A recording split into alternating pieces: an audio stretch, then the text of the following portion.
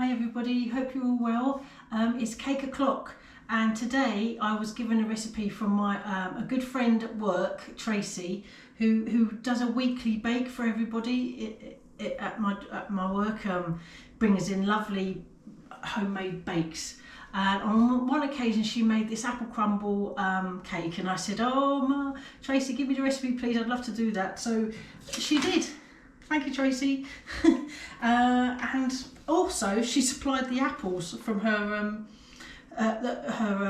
garden. They are windfall apples, which is perfect because you know they're not going to waste. So I'm going to be peeling them very soon and cutting off any bits. You know, you just keep the good bits. But it's perfect and very. This is the time of year when you get a lot of windfall. I think they probably are gone by now because it is October. But I kept mine in the fridge. Anyway. Yeah, come and have a look at the ingredients. It's a standard cake, but with windfall apples and crumble on top, which is, I really liked it. Honestly, it was absolutely lovely. So yeah, come and have a look at the ingredients. Okay, the ingredients list will start floating up, but this is the crumble mix and I am using chilled butter, obviously to kind of make the crumble and then add in the demerara sugar. And then we have the obvious cake ingredients, self-raising flour, eggs, I'm using marge in this case, sugar and cinnamon, and then the apples are over here, so I need to peel those very soon. Plus I'm using an 8-inch cake tin because I actually can fit that in my Cosori dual blaze. Obviously, if you, depending on the size of your air fryer, just use cake tins that fit your air fryer. You could split this recipe into 2 cake tins for 2 drawers, for instance. I have actually never baked a cake in this Cosori dual blaze, so I really wanted to give that a go, hence using it. And also because it's I've got this old word mangle, 8-inch cake tin. I really wanted to use that, but like I said, you can split between 2 recipes, 2 cake tins. Oh my god. Anyway, yeah, I'm going to crack on and start making this cake in fast speed because you know we've all seen cakes being mixed on this channel quite a few times, but I will be adding a teaspoon of cinnamon to the mix. So yeah, let's crack on and start making this, and you'll see us next after the time lapse adding the apples to the cake batter. See you in a bit.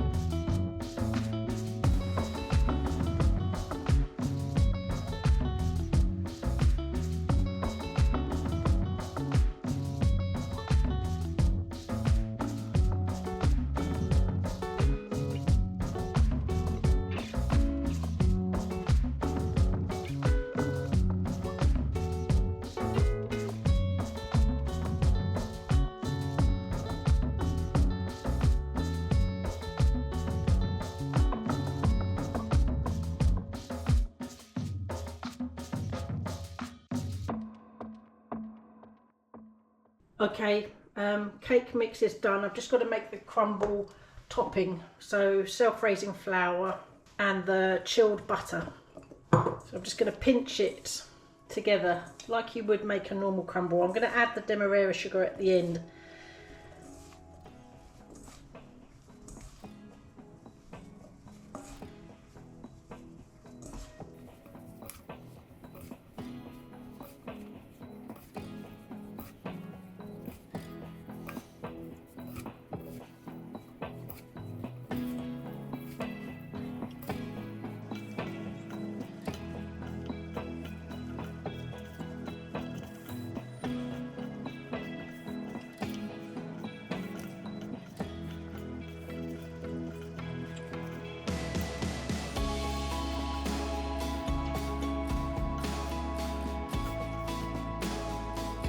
just going to add the sugar and mix that through.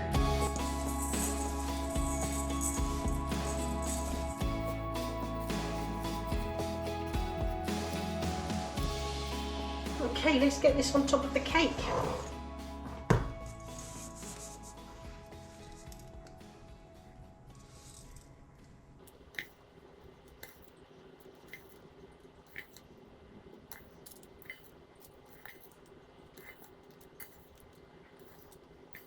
There we go.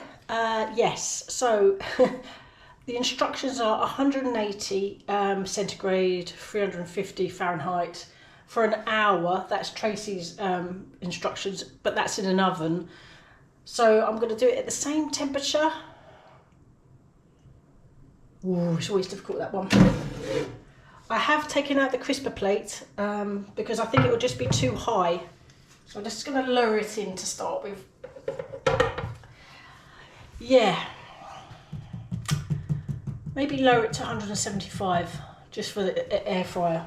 You know, it's always tricky, but we've got the temperature gauge. I know how the heat I'd like it to be when it's cooked. It should be 98 centigrade.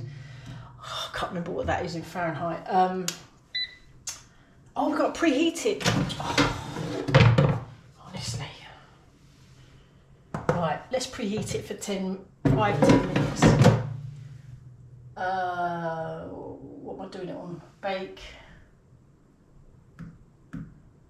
Oh, whatever, if I turn it on. Okay. Oh. Let's lower it in. It's going to be a bit tricky. It's in. Crisper plate is out, as I said. I'm actually going to add 5 minutes because for some reason I put 45, but I want to cook it for 45 minutes. So it's now on 45 minutes. I will temperature check it though at that point, obviously, and if I need to add minutes I will. Depending on what your air fryer is, the temperature, well, let's see how this turns out and then we can gauge, you know, depending on what your air fryer is. Temperatures generally stay the same, it's the timings that might differ. Anyway, see you in a bit. Okay, it's ready. It's a little bit overdone at the top, but it hit 93 degrees, which is the minimum temperature for cooked, baked cake. I tell you what though, it enough smells like apple crumble itself, you know, the actual apple crumble. So yeah, the topping's a little bit overdone, but that's just the height factor. So it's a difficult one I'm not sure how to improve that, but I'm going to let it completely cool and then we're going to come back for a taste test. And I've got custard, but I will let it completely cool so it'll be like cold cake with hot custard. Apple crumble, you've got to have custard. So yeah, I'll see you in a bit when it's completely cool and we can have that taste test. See you then. Okay, it's cooled down. I'm not happy about the top, which is a real shame, but what I have learned is when the this top gets to the point where I'm happy with it, when you sort of check in the drawer, I'm going to cover it with foil, weighed down with spoons, because you know, just to protect it, because it's so close to the heating elements. We're going to cut a slice anyway, so let's do that now.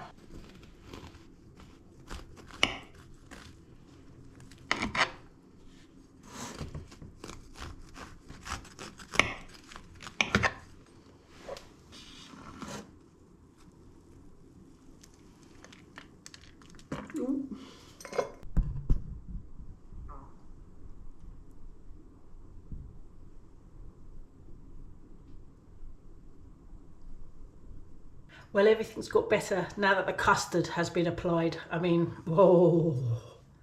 Oh yes. Right, here goes.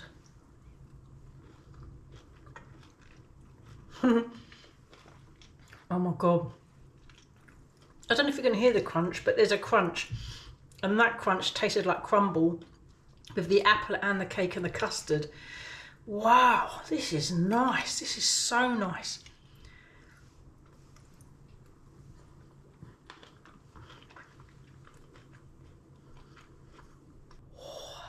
The crunch, the crumble crunch is really lovely. I love that.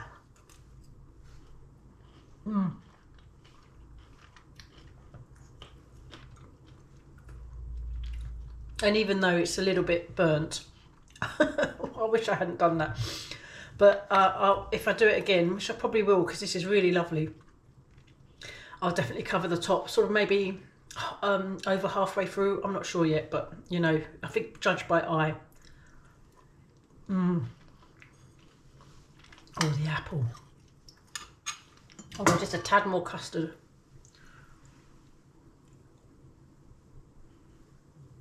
Oh.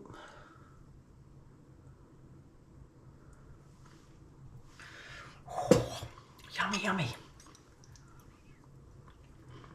Oh, I love that crumble top. That's so nice. I really love that. I'm annoyed with myself about the top, but never mind, never mind. Oh, well, I want to say thank you for watching. Any suggestions on what to cook next, please put them in the comments down below. And I'll see you on the next one. Take care, everybody. Bye.